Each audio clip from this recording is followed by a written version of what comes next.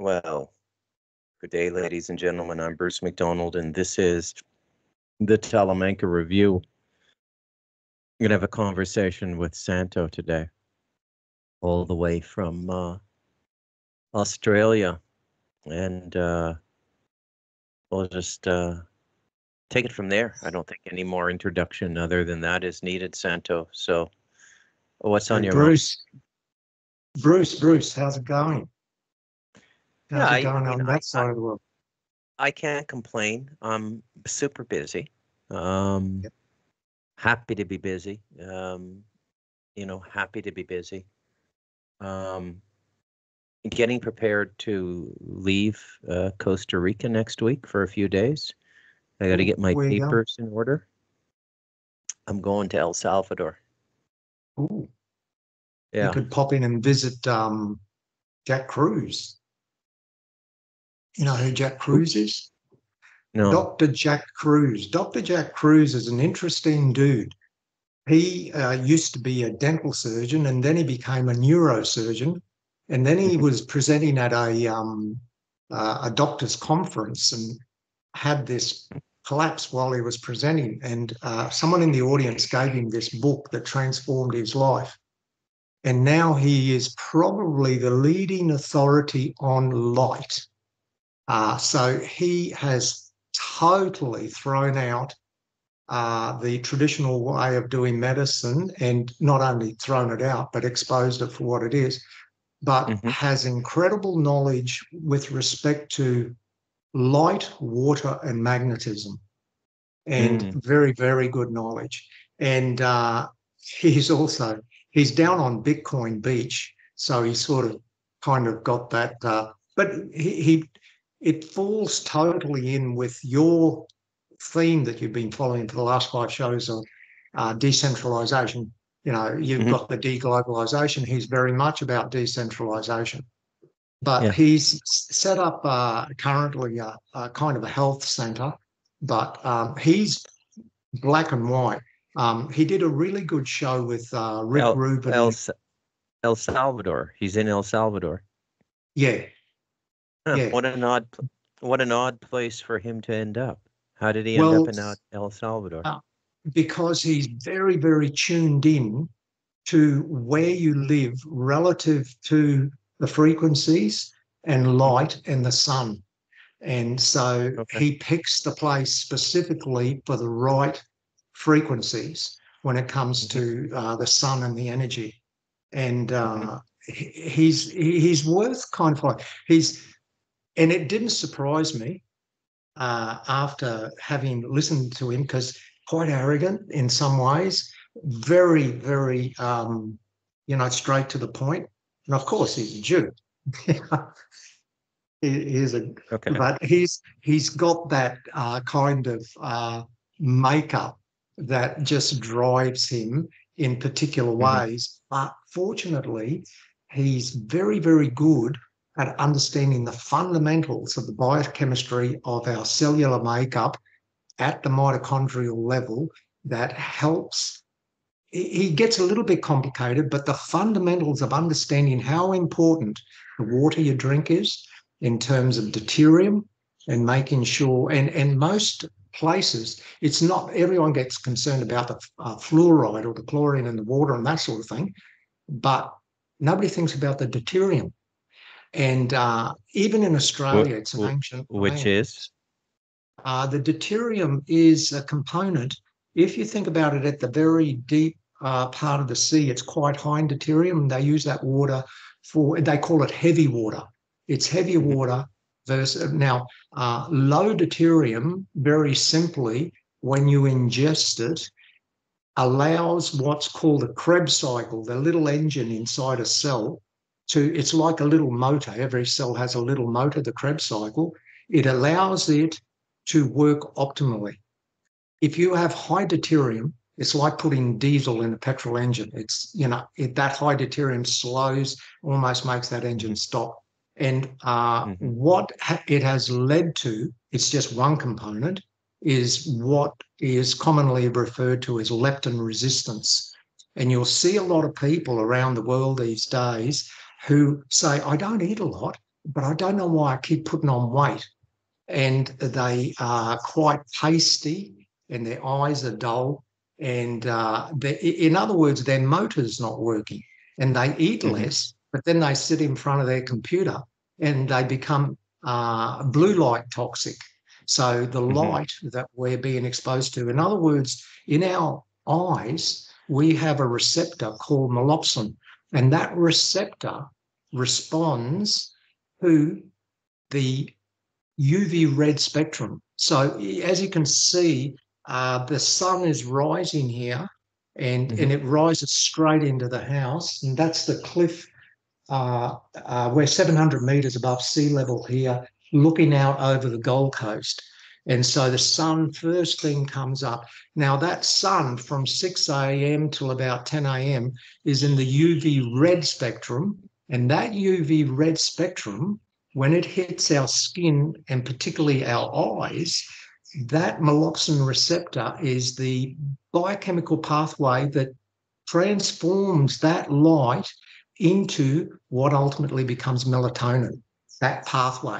So our circadian rhythm is regulated by the sun and light. So the early morning sun and the evening sun is what gives us the balanced circadian rhythm so that we build up the melatonin in the day so we can actually sleep at night. Wow. In the middle of the day is when there's more blue light. So you don't stare at the sun at midday. But what's happening? We used to sit around a fire, pure natural light. We'd go to bed at sunset or sit around a fire. Then we had incandescent lights, right?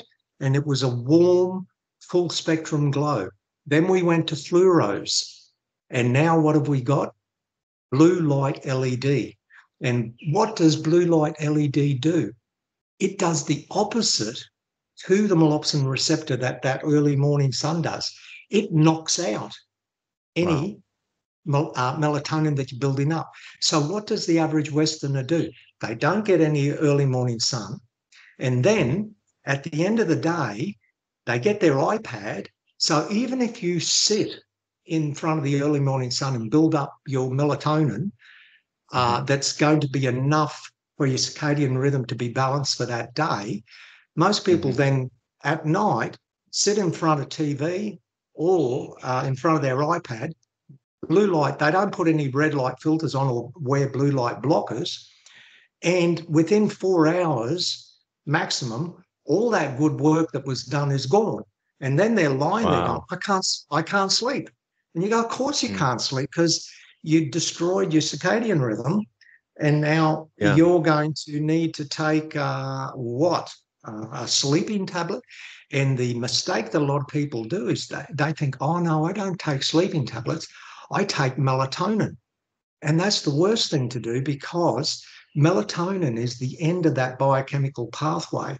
So what it tricks the body into thinking is that, okay, for the first couple of nights or weeks it works, but it stops the pathway working, right?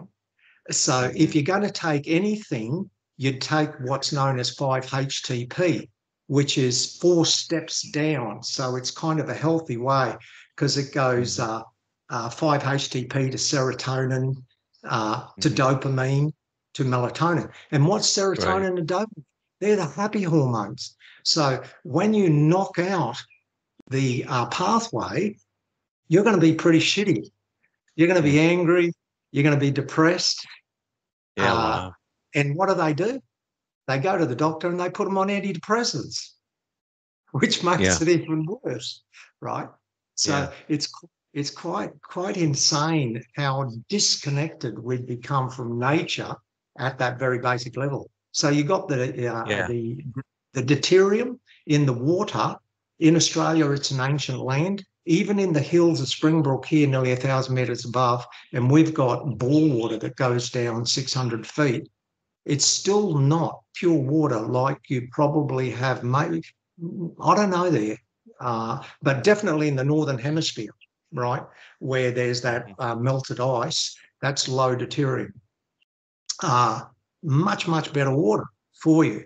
But if you're drinking from a tap or even filtering the water in a town, in a city, it's probably still bad for you because it's high in deuterium, right? And the other one that he really focuses on is non-native EMF, the non-native electronic magnetic frequencies, which are the invisible killers.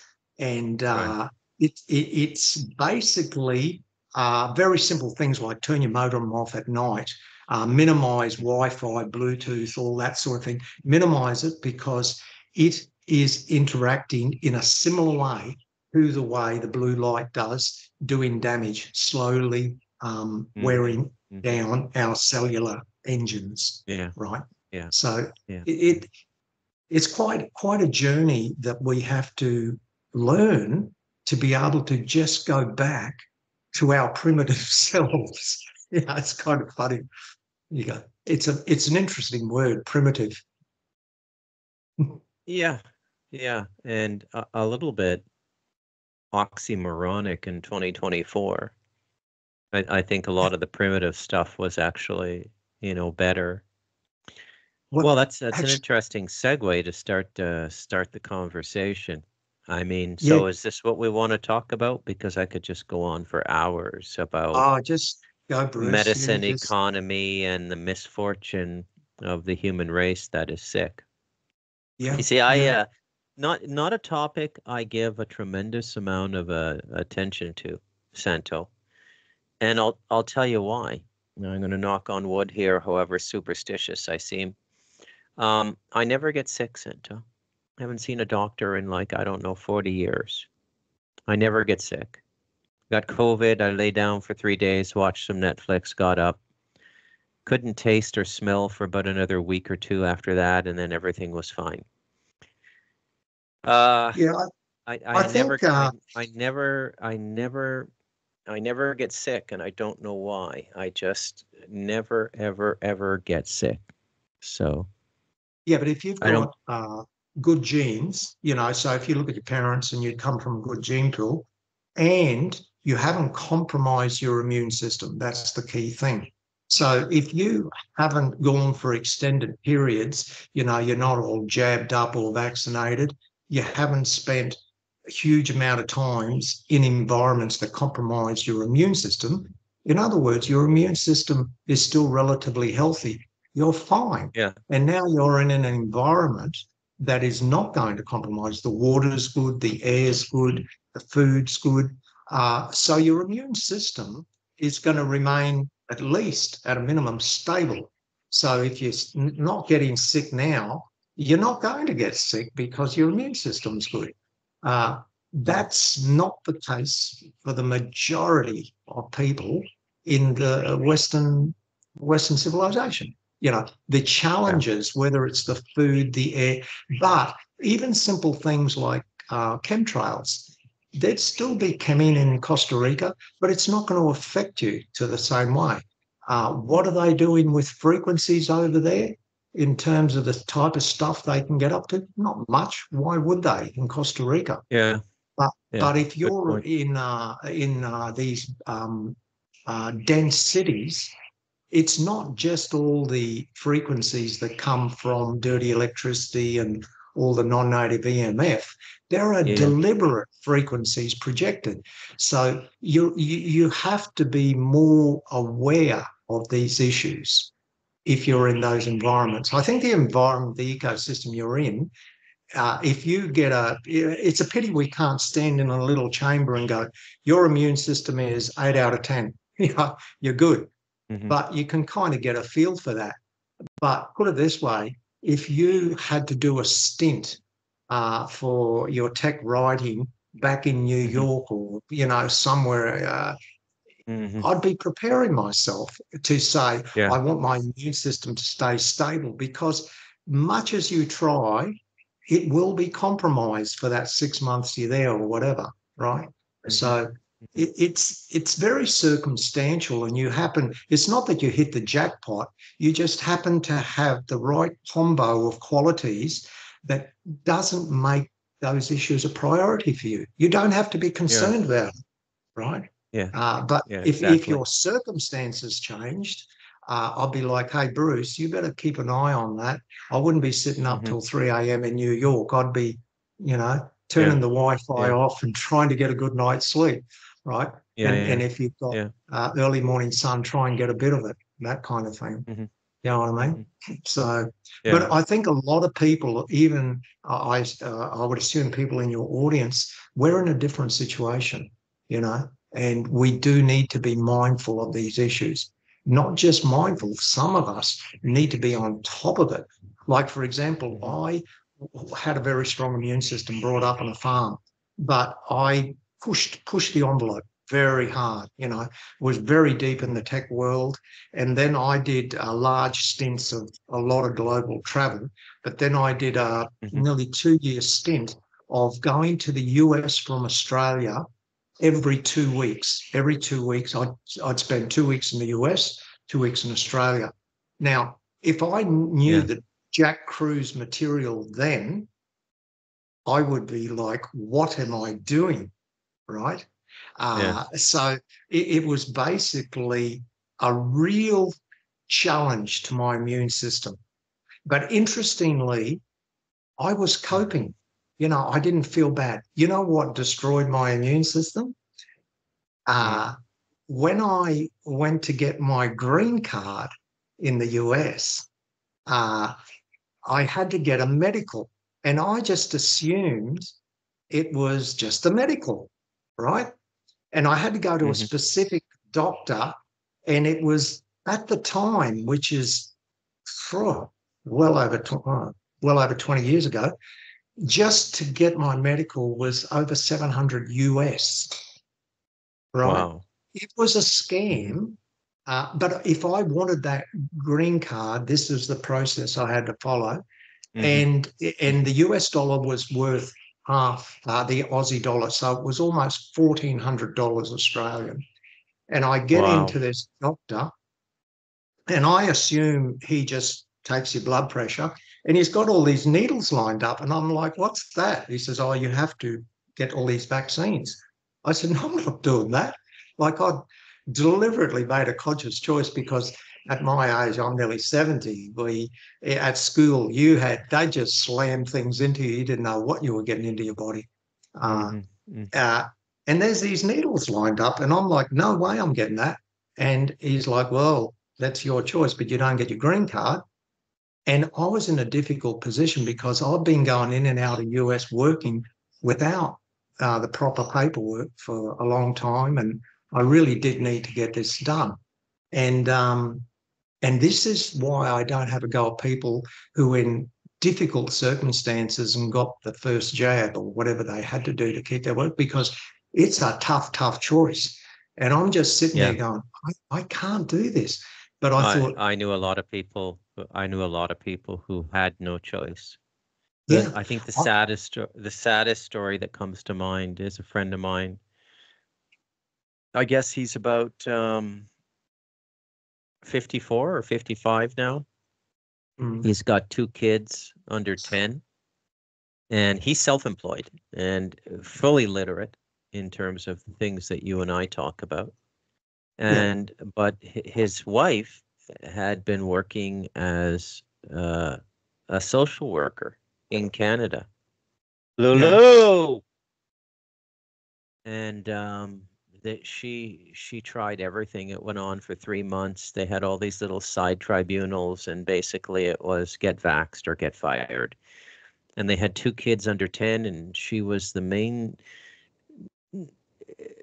breadwinner, I suppose, the most consistent salaried money. He did okay with his business. He did measurements and drawings for architects and real estate agents, but she had the benefits and everything, right? And they have two kids under 10, and I remember going through this with them, and that one hit me more than any of my other friends. It was just like, oh my God, because I'd known his wife for 20 years as well.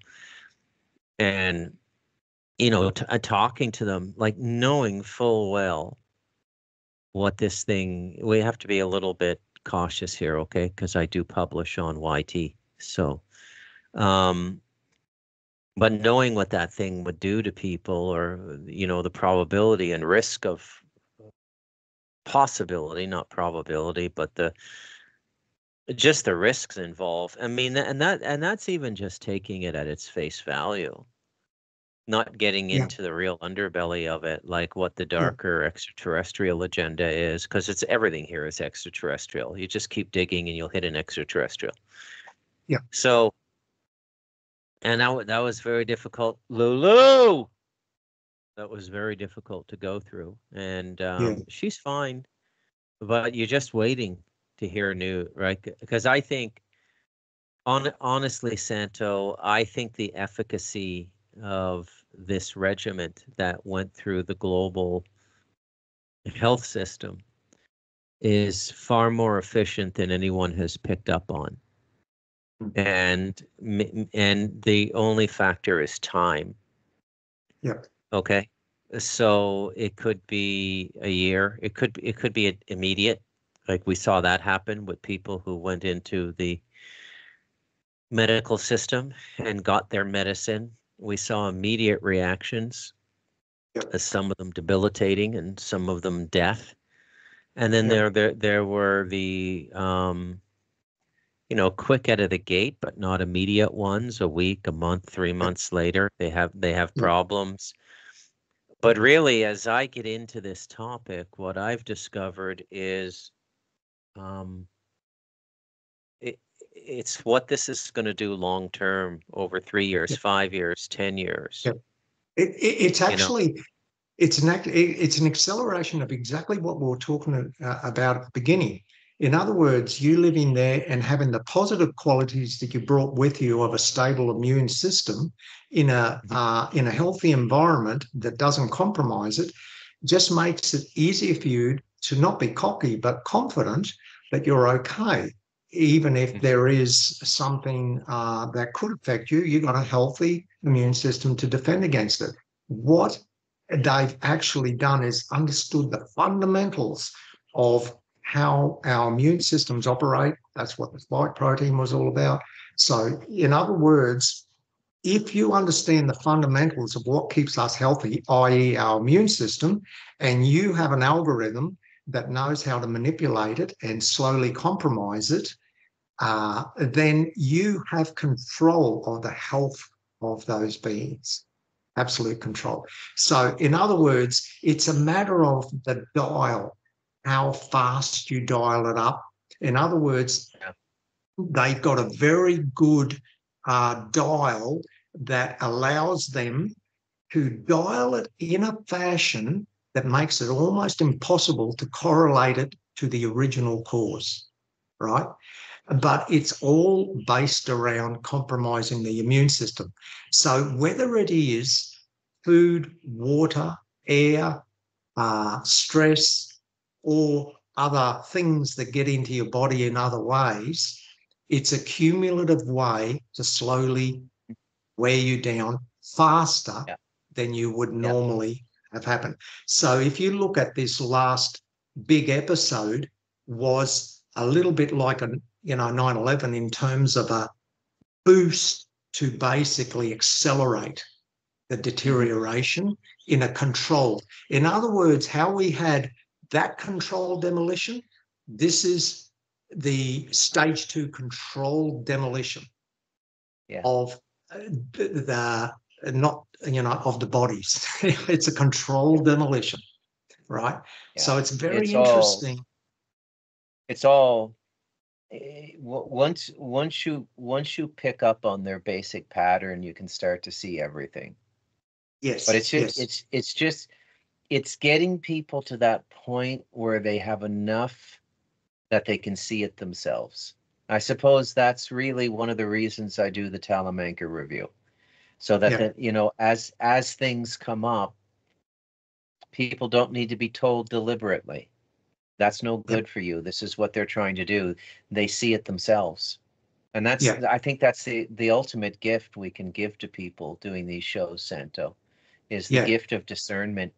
And it's just continually going over different examples in finance, economics, medicine, industry, the fossil fuel industry versus the yeah, water engine, in yeah, in in literally every field of endeavor.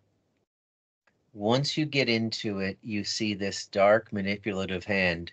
And Yep. then the more you go into it, the more you realize, hey, this is not just the conflagration of sociopaths meeting at a career or professional crossroads, whether they all become lawyers or judges or entrepreneurs or venture capitalists or hedge fund managers.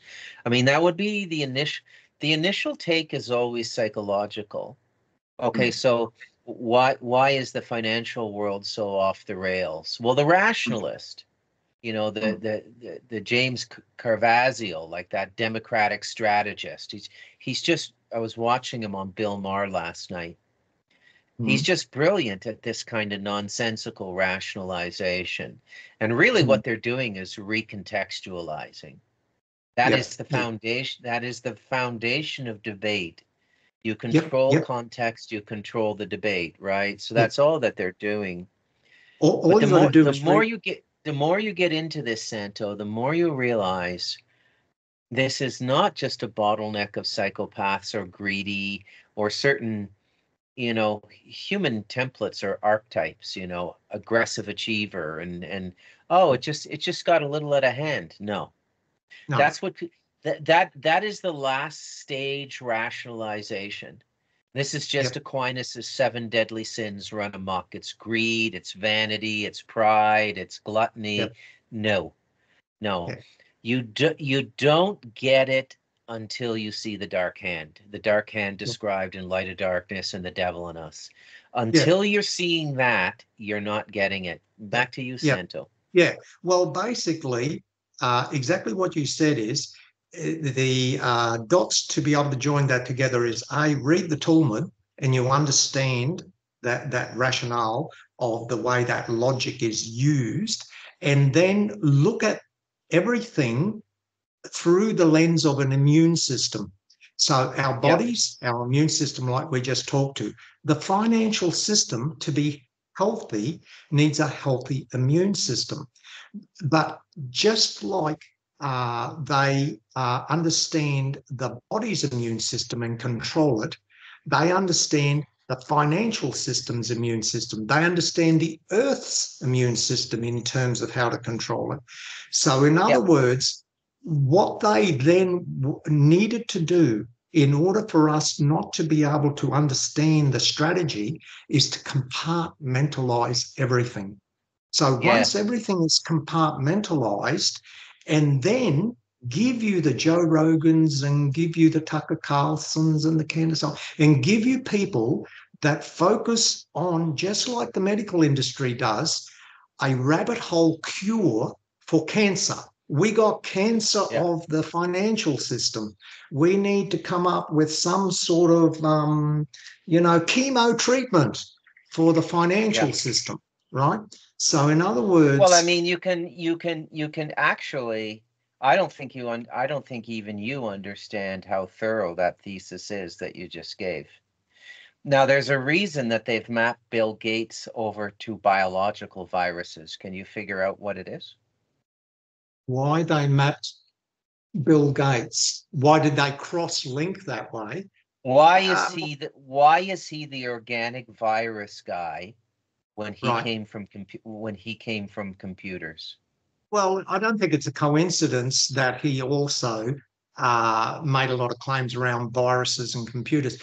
I think it is a deliberate attempt. Yeah. My first response is a deliberate attempt to confuse you, to give something credibility that it doesn't have, and create false cross links. So, in Yeah. other words, yeah, so people think, oh, they've got They're just credentials. muddying the water. They're just muddying the Absolutely. water. You got some Yeah. bad code in you, son. It could crash your system. Let me help you. Yes, yes.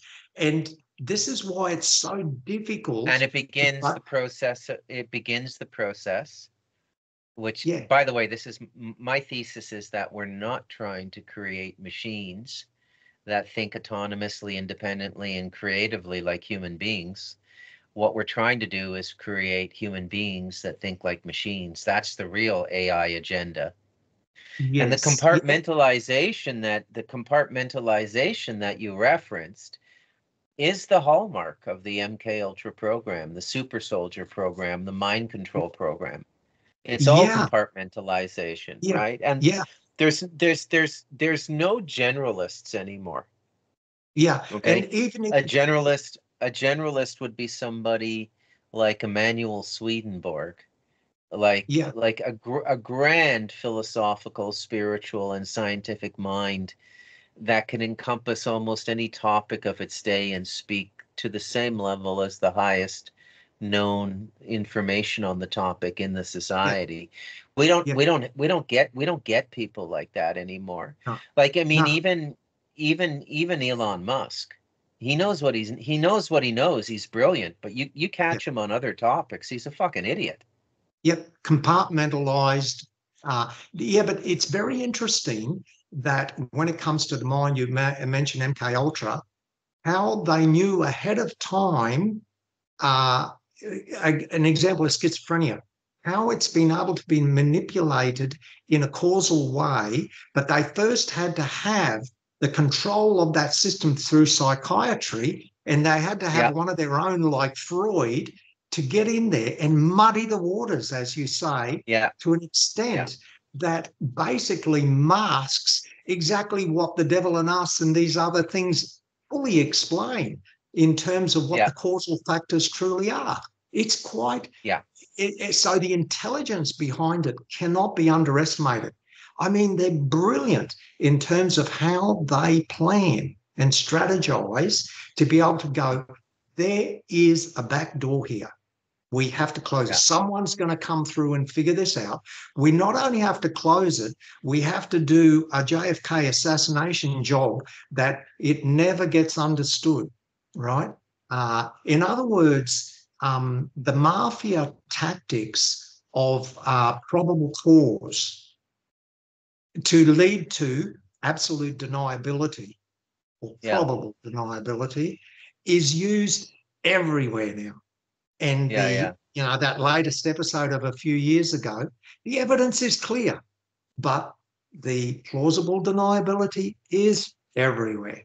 And so you yep, get people frustrated, the evidence is obvious, but yeah. there's probable deniability or even Yeah. possible deniability. So let's not be closed-minded and bigoted, and we've got to be open-minded here. There are And then 512 sexes or whatever there is now. yeah, and then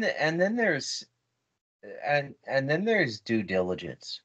So you like when you go into this topic, the number one thing is you have to be very balanced spiritually. You have to be almost like partially or fully enlightened. You have to have a certain portion of your consciousness rooted in the spiritual reality, in the commencement of process and event and causality down here. And the reason you're going to need that is you're going to need the detachment. And that's what it gives you. It gives you detachment. If you just go into this and you keep digging and you get right to the belly of the beast, what will happen is you'll never come back from that if you don't have spiritual balance. And Yeah, you'll just be like one of these mad women left alive after the Plains Indians would massacre settlers in the United States, and like 200 people are killed. And for yeah, whatever reasons, nobody could figure it out. They would leave one woman alive, just sort of as witness to it. And there's a that's great characterization of this in Jeremiah Johnson, the great Robert Redford film written by John Milius. And and then that woman just sort of wanders the hills mad for the rest of her time, right? yeah, Completely yeah, mad. And then another thing we've lost as well, with the advent of Freud, and I should do more work on this because I left it out of The Devil in Us because Santo, it's a whole book unto itself what psychiatry has done and how evil it really is and how demonic. Okay. yeah, I yeah, always go back. This is so weird, Santo. I always go back to that haunting phrase that Kat gave in her interview. They crossed a line in terms of humanity's relationship with the divine and the universe. We crossed a line that we cannot uncross with Charles Darwin. Yep. It's very interesting the way and that's the insider take too. Yep. She Yep. she hasn't Yep. figured that out like a New York Times crossword Well, puzzle. She the, heard the, that numerous times. the metaphor that comes to mind as you say that is that the metaphor, the image that came to me then was it's like we had and came with big containers that weren't full, but we could keep putting in consciousness into it. We had big containers, and they immediately knew how to shrink that container.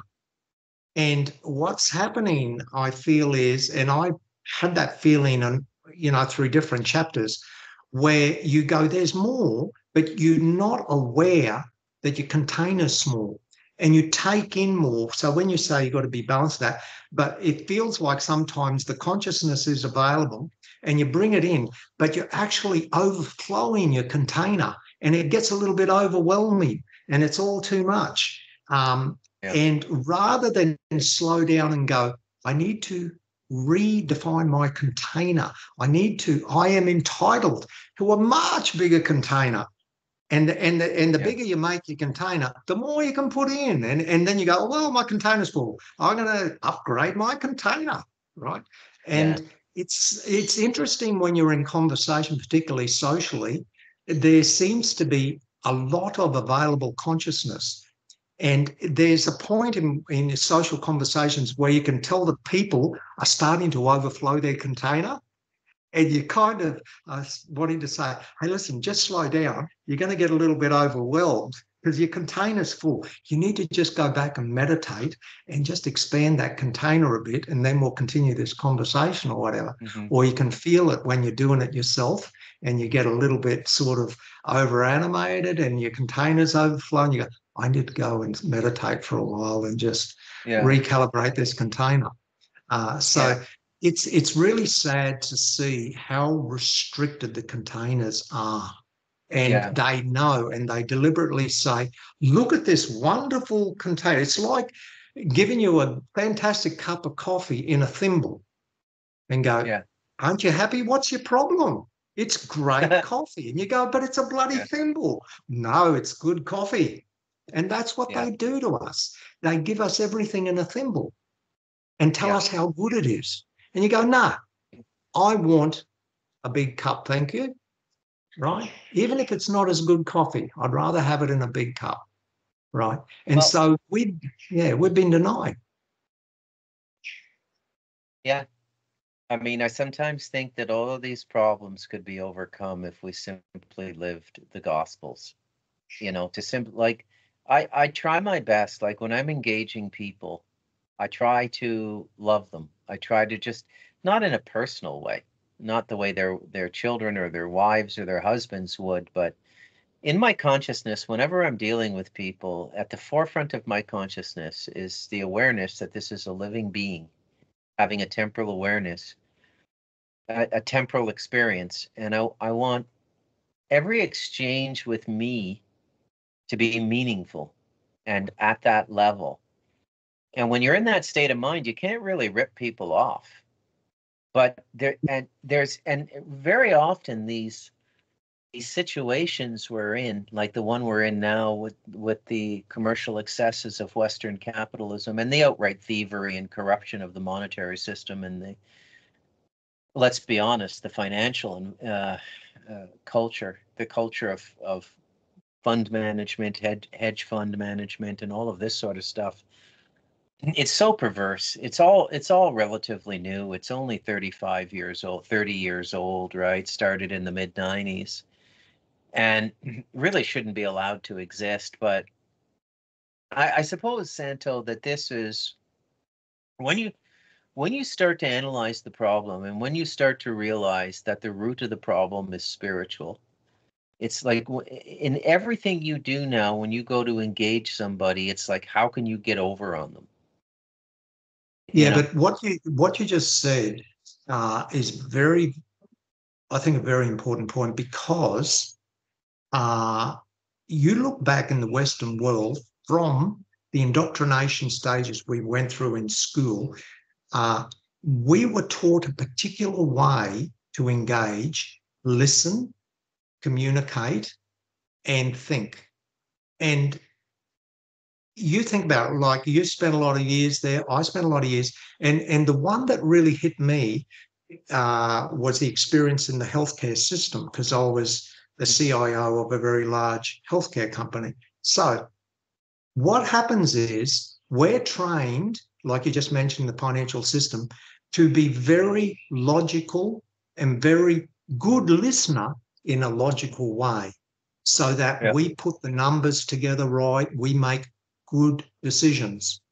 Now, what an example of how this works for me is I worked in this healthcare system, so I'm in the corporate part of it. But say there's a problem in a ward where patients are. When I used to go in there in the first, I was very aware that I'm in a room full of sick people. And if the doctor's talking to me, I'd be like, because the only time I'd go into those places when I was visiting a sick relative or something. So you'll feel different, you listen different, you communicate different. So when got a corporate hat on and I'm talking to this doctor, I'm in that frame of mind and frame of energy. And I'm thinking, why is this doctor so harsh in such a sensitive environment? You know, Yeah. but he's just doing his job. And what I noticed was over the years, guess what? I became like the doctor, because there's some piece of ICU equipment that's not working. And I'm like, for God's sake, guys, you got to do this. I'm totally oblivious to the sick people around me, totally oblivious, because my mind is on solving that problem, right? Yeah. So because we've been trained to be problem solvers and to be good at it, the question I ask is, define good listening skills. In other words, we think we're good listeners because we solve the problem. But what are we listening to? And so what I learned was that I thought I was a good listener until I realized I was listening to the wrong things, or not the wrong things. I was not listening to aspects that were important. For example, when you're in a management role in the corporate world, you've got all sorts of staff. Coming from a Sicilian culture, the concept of divorce didn't exist. Even though there were so many dysfunctional relationships, you wouldn't get divorced in that culture. But I had a lot of staff who come in and go, I'm going through a bad patch. What's up? I'm going through a divorce. And I thought I was a sensitive person, a good listener. And I'd be like, oh, that's terrible, and I'd say all the words, right? Yeah. But I had no idea what it felt like. But I thought I did all the right things. And, oh, do you need a few days off or whatever? And I thought I was so empathetic towards the situation until it happened to me. And then I went, holy shit, is this what it's like? And my ability then to listen to people that were going through that totally transformed. When I said, I hear you, man, I meant it because I knew what it was. So do we need to experience something directly to be able to truly understand it? Or is the act of meditating and doing what you said, listening in a different way, give us the ability to, when we say, I hear you, man, really have meaning behind that, even if we haven't been through the divorce or whatever it is. It's a very interesting thing, because there's always something new that we feel we're across from an energetic, from an empathetic way, but we have no idea. And the easiest way to do that, as you've done, is when you do a lot of traveling around the world, is go to a different completely culture, go to India, go somewhere and see these really poor people, and you go, oh, I feel sorry. Do you really? Have you really been in that situation? And you know the local people are looking at you going, piss off, you don't know what you're talking about. Stop with all your blah, blah. I would say that the average life on this mountain, average. I mean, there's some, there's below average and above average, but the average life on this mountain is significantly better than the average North American or Australian or British life right now. It's so balanced, it's so whole.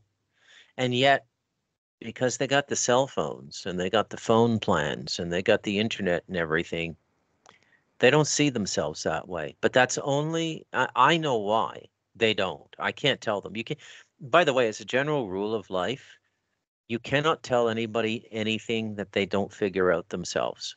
You can tell them. They can acknowledge it, they can repeat it back to you, and you can think they understood what you said, but not really. And so much, you know, we go to the definition of esoteric and exoteric. Okay, esoteric, a lot of people use the word, they don't even know what it means, and that's so true of most of the language these days. People use words, they don't even know what they mean. They have a vague idea, but no precision in their vocabulary. Esoteric means knowledge by initiation only, meaning if you're not given the information, there's no way you can figure it out yourself. Okay. And the initiation is experiential. That's why the secret societies are so effective. That's why people get so, if your first encounter with the supernatural is through secret societies, you could easily confuse that with divinity. Okay? It's like this thing about the Trump assassination. God protected him. Something did. There's no doubt in my mind that a real bullet was fired at him. I don't buy the idea that this was staged or anything like that. It's too dangerous when you think it all through. And another thing, Santo, I don't know if you've noticed this. I don't know how much you listen to the blogosphere or anything like that, or just the first 5 minutes or short videos. But there's a lot of pundits out there now. There's a lot of people, and what they're doing now is, especially the people who've been in the game for a while, 5, 10 years, podcasting is cutting edge information. A lot of them now, they don't really know what they're talking about. They're just throwing old templates on things. They're just projecting, oh, that's a false flag. That's just like, what the Charles Manson in the 60s and this, 9/11. No, we're in a whole new day now. This is what people are not understanding. And this is what even the alternative media is not getting right. Just in the last 6 to 12 months, something has shifted. Yeah. Okay. And Excellent. what I notice, Santo, with all of this shifting, is that what it's doing it's changing the axis of our reality, so people's geography is off by a few degrees. And so you tell some, well, meet me here at these GPS coordinates. You get there, the person's not there because their axis is off. And this is how people are reading the world now. I think a lot of the stuff that's going on now is 100% real. I think somebody, very amateurishly, but somebody tried to kill Donald Trump. I believe he was protected. Yeah. But I would see, now here's my hard right where I don't go with the masses. Because of my knowledge of the other side and my knowledge of how this reality we live in unfolds, there are many things that could have protected him other than God. Yeah. And I think we are now at the stage of the game where we are literally in front of our own eyes watching what I could only characterize as reptilian infighting for global control. Yeah. Yeah. Okay. No, And it's that's what it is. really interesting how you put it, because that definition of esoteric goes to the heart of it, because essentially we have gotten used to various forms of esoteric teachings, and it makes, like what you're doing, podcasting and these others, like walking this interesting tightrope, right? Because we've been used to being given the truth, not by direct initiation, but kind of versions of initiation of truths, right? And you could say that the attraction in the Western world for the psychic version of reading of information, whether it's cards or direct psychic readings, is the program of dependency, which directly correlates to not taking responsibility for yourself. And this is the difficulty, is you can't just say, before you start listening, are you going to take responsibility for everything I say and everything you think and everything you say? It's because the program of codependency and the program of control obliterates most people's definition or understanding of self-responsibility. Yeah. So this level of codependency is not just codependency anymore. It's been pushed to a state of helplessness. And when people are in a state of helplessness, they don't care. Their house is on fire. Somebody help me. Yeah. Right? Yeah. And they know that they can burn down people's houses easily now. Easily. Yeah. Right?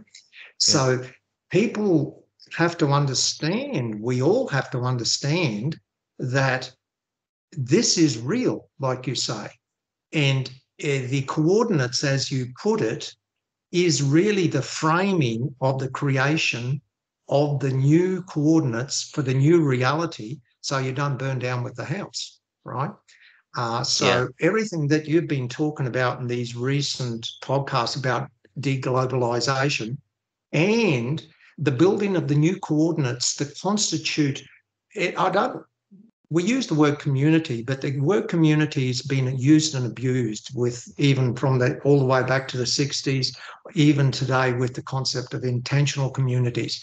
I think a better word sometimes is responsibility. Do we truly understand responsible living, responsible thinking, responsible acting? Just take responsibility. And that in and of itself will give you a pause in your own action, because the action is usually driven by a hidden program that was inserted there, either by yourself or by the system, to suppress your own ability to understand the responsibility that you should be carrying towards whatever you just did. And it's so easy to detect when you're in the city of something. You're looking at it and you're going, but can't, and it's not easy to explain to someone, because in their world, everything's fine. In their world, they're being responsible. But are they? So it's a very interesting point we're at in terms of what not only constitutes responsibility, but what does shared responsibility mean when we're on such different pages? And all you've got to do is look at the last 4 days of absolute clown show DNC BS. It's all about responsibility. But according to whose definition? It's insane. It's so inverted, the concept of social responsibility, and the Kamala Harris equity, it is. That's just spooky. It's spooky, because if you don't understand self-responsibility, you're going to fall down this hole of externally inverted version of just crazy world. And we're there.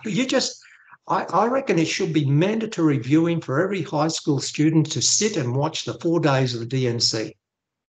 It's just like, now that is a lesson in sociology. I didn't watch any of it. What were the highlights? I didn't watch much of it, but every bit I watched, like Oprah. And look, I tell you, these people are highly articulate. Big Mike speech. Obama himself. They are just craftspeople at word salad in the best possible way. And the idiocracy is amateurish compared to what was put on there. And the chanting of USA, USA, it is just, it's funny, tragic, sad all at the same time. You go, this cannot be happening on this planet. It cannot be happening, but it is. And you see this room full of people. Do you think a lot of those people in place now, and here I'm referring to the hardcore sexual deviants, the real perverts, okay? And that doesn't include gay or lesbian people. That is a normal biological romantic function of being a human being. You can be gay, okay? But when you start to look at the sexual corruption of people like Barack Obama and his husband Michael Obama and Justin Trudeau and Emmanuel Macron, and they're starting to do some work on this Jacinda Ardern in New Zealand now. They're saying that's a dude that there's a dick flopping between her legs. Yep. Are these all? So what's going on?